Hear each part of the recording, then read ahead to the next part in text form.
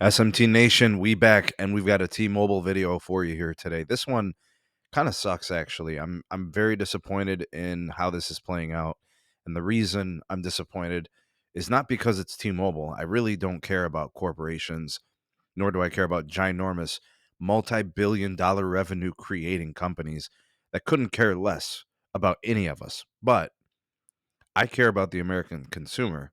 I care about the connected American. So to me, I feel like this is a step in the wrong direction. Let me tell you guys what's happening, and then I'll give you my take on the whole thing. All right, so the FCC has gone ahead and provided and granted access to the first batch of the 2.5 gigahertz licenses that were just auctioned a few months ago. T-Mobile probably won like 91 or more percent of those licenses. And so far, from what we understand with this article, is that T-Mobile's the one of the only ones that isn't getting access to those licenses.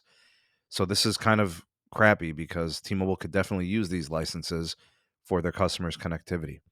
All right, so the FCC with these white space licenses and the 2.5 gigahertz frequency, T-Mobile went in big. They spent over $300 million, and they got a ton of these. And the companies that successfully bid on the other licenses that T-Mobile didn't get, 51 of those 68 long form applications, they have gone through the thorough review process of those applications, and they've gone through a period of public comment, and they've been cleared. And the FCC has granted the use of those licenses as of today. T-Mobile not included in this. Their 2.5 gigahertz licenses that were successfully bid on in the auction are not being released or granted early full access uh, from the FCC to T-Mobile. So this is really disappointing. When asked about the comment, the FCC didn't really want to, divulge into it. They didn't respond to the questions. So T-Mobile also didn't respond to any questions or comments either. All right, so it looks like mum's the word. I think what's ironic here is that this might be happening, I think, due to AT&T's filing a petition a few weeks ago. We covered a video on it, and I spoke my mind, and I gave you guys my take, and I said, there's no credence to it. T-Mobile has done nothing wrong. The FCC has permitted them to successfully bid on all these licenses and all these auctions, just like any company. But it obviously was tactical. AT&T had their eyes on some other outcome, and I think this might have been it. Right? So AT&T was basically saying T-Mobile's got too much spectrum, it's harming competition, and it's not in the public's interest for them to continue to have so much spectrum. All right, now when AT&T did that, again, I said AT&T doesn't have a leg to stand on. AT&T was at all these auctions. AT&T could have bought some of these spectrum licenses, but they didn't.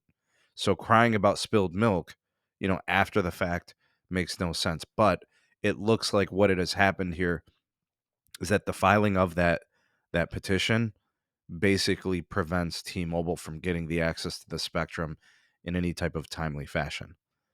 All right, so it doesn't mean that T-Mobile's not going to get access to the license. It means that now, due to a technicality, the way that this process works is T-Mobile's going to have to wait.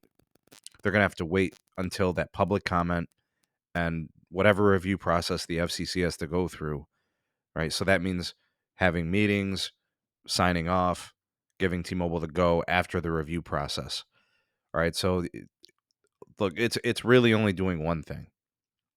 It's only slowing T-Mobile down. It's not going to stop them from getting access to the license, obviously, but it was a strategic ploy to slow down T-Mobile having access to these licenses. And again, I don't care about T-Mobile. I really don't. I don't care about any of these companies. I don't care about AT&T. I don't care about Verizon. None of them. It's not my business, nor do I care. I'm a consumer advocate. This does harm consumers. It doesn't harm consumers for T-Mobile to have the licenses.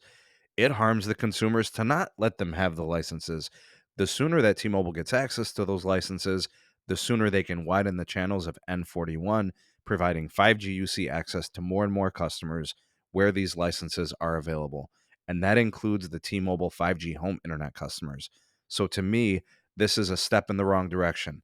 The AT&T move is not necessarily harming T-Mobile directly, right? They're more harming the consumers directly, but T-Mobile, the carrier, hence why AT&T did what they did. I'm very disappointed to report this. I'm not happy about this at all. It sucks. Hopefully, the FCC can get up off their ass and do something quickly. Go ahead and get this thing through its technical process, and then customers can have access to some high-speed broadband options, including T-Mobile Home Internet.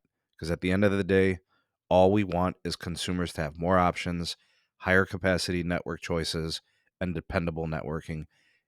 I can guarantee you guys, this move may make you think that maybe AT&T serves these places with DSL and maybe they have slower options, right? And T-Mobile's bringing them a better option, and that's why they're trying to block, in a way. Or maybe AT&T is trying to buy time until they can get fiber there. Maybe, I don't know. I'm just speculating, but that's kind of how I see it, and that's some commentary I wanted to offer you. What do you guys think of this development? Comment down below. You all the voice of the people, the SMT Nation. Let your voice be heard. Like, share, and subscribe for more, and turn on that bell notification icon to never miss an upload. Links are in the description for all things going on with the channel.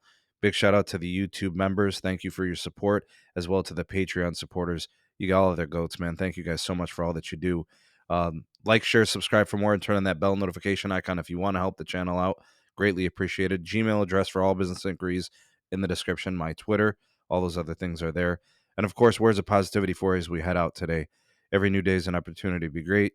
Go out there and be great. Thanks for watching. See you on the next one. Peace.